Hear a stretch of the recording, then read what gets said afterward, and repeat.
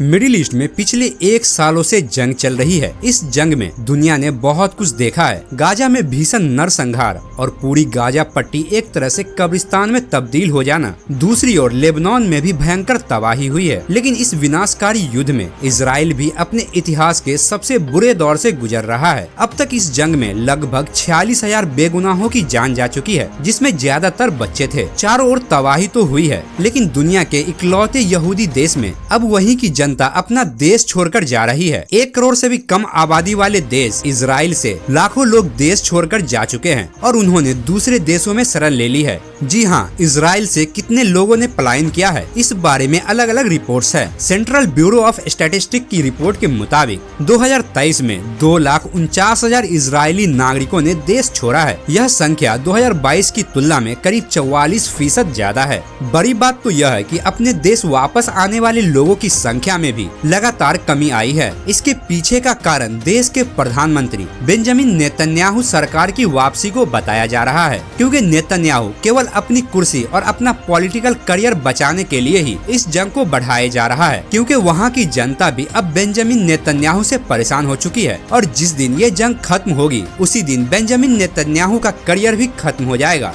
विशेषज्ञों की माने तो देश में राजनीतिक और आर्थिक रूप से अस्थिरता बढ़ती जा रही है। इजराइल के नागरिकों में भी रोष बढ़ता जा रहा है। ऐसे में उन्हें लग रहा है कि यह जंग लंबी चल सकती है, इसीलिए वे लोग देश छोड़कर जा रहे हैं। इसके अलावा यूएन की रिपोर्ट बताती है कि 7 अक्टूबर को हमास के नरसंहार के तुरंत बाद से ही 2 से 2.5 लाख नागरिकों को उनके घरों से या तो खाली करवाए गए या वह खुद छोड़कर चले गए। इसमें एक बड़ी संख्या नॉर्दर्न इजराइल में रहने वाले लोगों की है। रिपोर्ट बताती है कि इजराइल के उत्तरी इलाकों से करीब 80,000 लोग निकाले गए। इसके अलावा इस जंग के शुरू होने के बाद से जून 2024 तक करीब 90,000 लोगों को आंतरिक रूप से विस्थापित किया गया, यानी उन्हें उनके घरों से हटाकर इजराइल में ही किसी सुरक्षित स्थान पर ले जाया गया। इन दोनों रिपोर्ट से समझा जा सकता है कि इजराइल में स्थितियां ना तो राजनीतिक रूप से ठीक है और ना ही आर्थिक रूप से। जंग शुरू होने के बाद से हमास और हिजबुल्लाह दोनों ने अपनी पूरी ताकत से इजराइल पर हमला किया है,